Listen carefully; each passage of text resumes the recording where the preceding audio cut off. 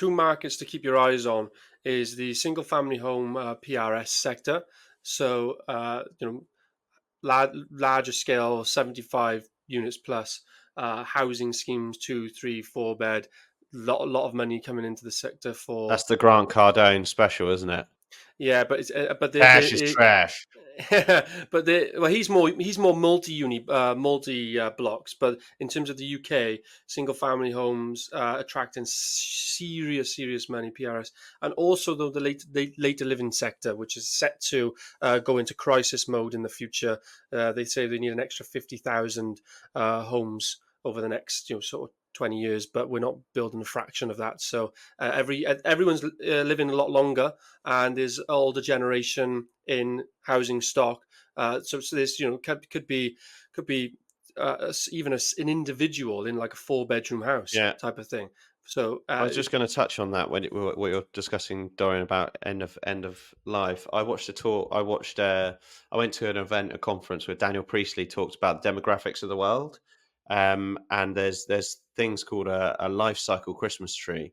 That we're coming back to triangles, gents. Sorry about that, but basically the natural life cycle of a country is you have, this is the birth rate, and that's the widest point of population, and it goes up like a Christmas tree. Obviously you have spurts, so that's world wars, pandemics, illnesses, whatever it may be, but the Christmas tree always naturally goes up, and what it quantifies is the population of the age. So the bottom axis is 0 years old, and the top is 100 years old, and the width is the population. Now, interestingly, Dorian, you talk about people getting older. The Christmas tree is getting wider at the top, and the birth rate is actually going down. So what we're actually dealing with is a linear line of the actual death rate of youth is decreasing. The rate of birth is decreasing, but the age of people is lasting longer. So it actually goes up a little bit more like a sausage. And then you've got, and what is really interesting is if you are listening around the world, you can look at your own country's Christmas tree, because, for an example, China has huge bulkheads around its population because of the one-child policy. So people were pumping out kids before the policy came in, and then the policy came in, and then they're pumping kids out after the fact. So you actually have generations that over and precede other generations below. So it's not a Christmas tree. You have Christmas trees like India, where the death rate is still really young. So the population is really high geared towards the bottom of age, and that is why companies like Google, Apple go out to India for tech and labor, because there's so much age labor between the age of sort of 15 and 30. It then tails off really quickly, and there's no later on sort of demand for labor in India. And it's just super interesting to look at, because I can guarantee if I said to you, draw a tree of England, you would get it wrong. And just to understand that market that you're in. So if you're operating in America, if you're operating in India, if you're operating in China, understand the population, because you will spot gaps in the market by taking a very, very macro look back at that population It's tree. actually known as the demographic collapse, and Elon Musk has been a big proponent for this over the last 5 years, traveling around meeting world leaders, and met with the Japanese Prime Minister Kishida. And the Japanese Prime Minister, because they're in a crisis, they lost 400,000 people net in 2022, I think it was. So there's a huge demographic collapse. I mean, people in the world generally people in the world generally think that we're going to overpopulate the planet. They think that's the crisis. But the real crisis is that we need to have something like 2.3 or 2.4 children per couple to sustain population, or to incrementally grow. But we're having something like 1.85 or 1.9 in the world. India's obviously having more. China is having far less, and they're looking to half by the end of the century. So demographic collapse is huge, and Japan have just mandated a dating app from the government to try and force people to have more children. If you look at Japan, just picking on that, because it also causes a problem.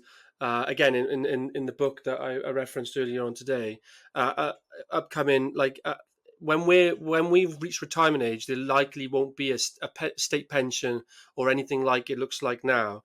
because of the when it was brought in, the demographic was completely different. People weren't living as long, and there was a lot more workers per elderly. And there's the same in Japan.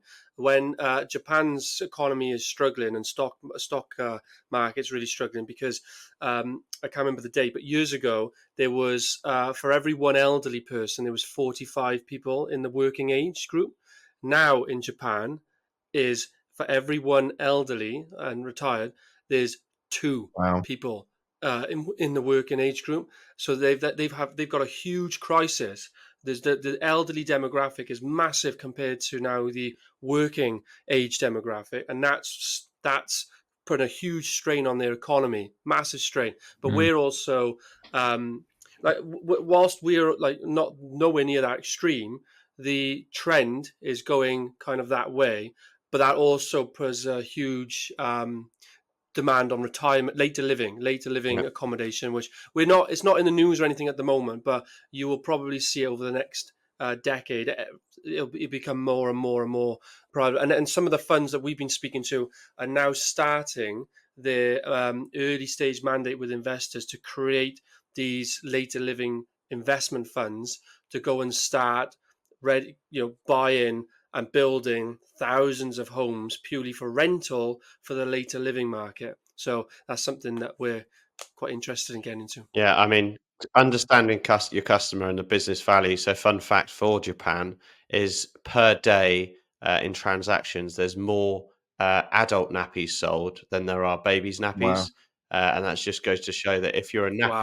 nappy manufacturer and you're not acknowledging the landscape of the market, you might be missing out on most of it, which is interesting. I've got an idea how we can save the population decline or collapse. We'll do a little snippet of Stuart going, well, if I have 4 kids and it's only 2 hotel rooms, put that everywhere around the world and we'll be all right. I don't know. You boys are so clued up on the Japanese economic system, boys. I'm quite impressed.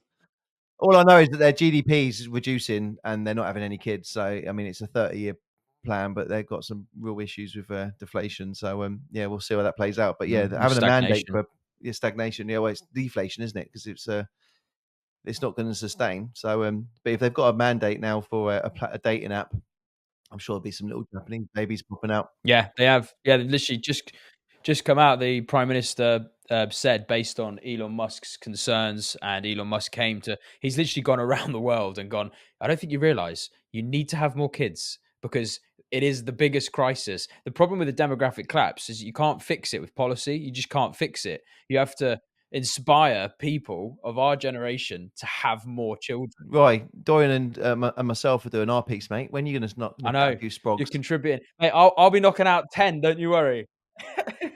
You're doing it for your country, mate. Yeah, that's what you want.